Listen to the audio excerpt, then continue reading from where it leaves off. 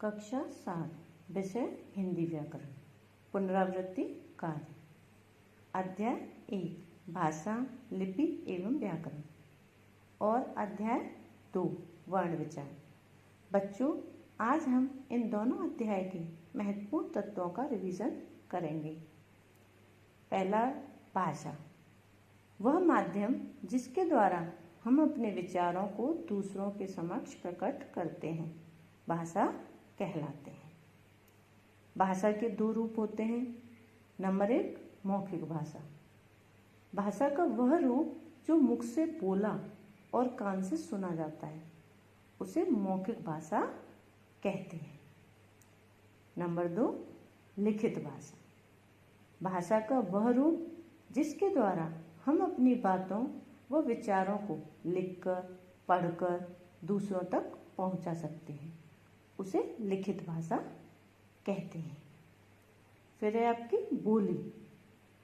बोली भाषा का अल्प विकसित रूप होता है। बोली किसी प्रांत के बहुत छोटे से क्षेत्र में बोली जाती है। इसका प्रयोग बोलचाल में ही किया जाता है। इसमें साहित्यिक रचनाएं नहीं होती और इसे सरकारी कामकाज में मान्यता प्राप्त नहीं होती है।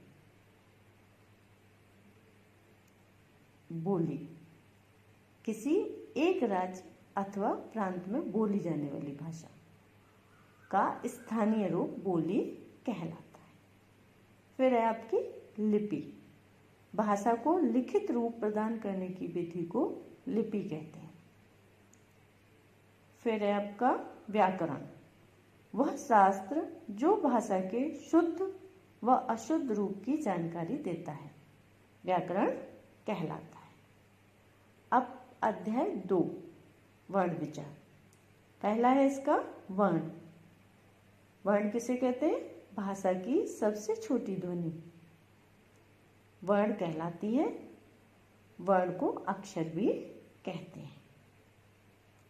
वर्णमाला। वर्णों के व्यवस्थित समूह को वर्णमाला कहते हैं। वर्ण के प्रकार।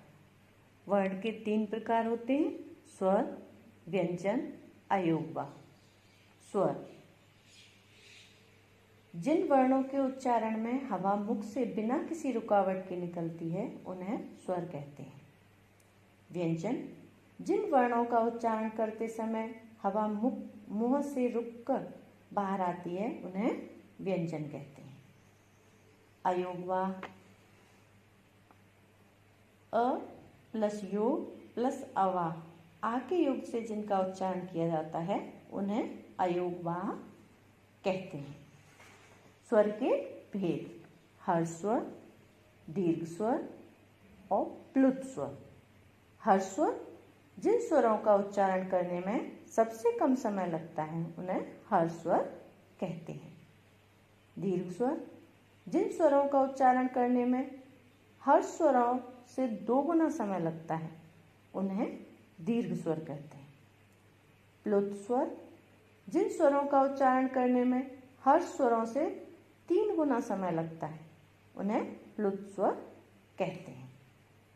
व्यंजन। व्यंजन के मुख्य 3 भेद होते हैं।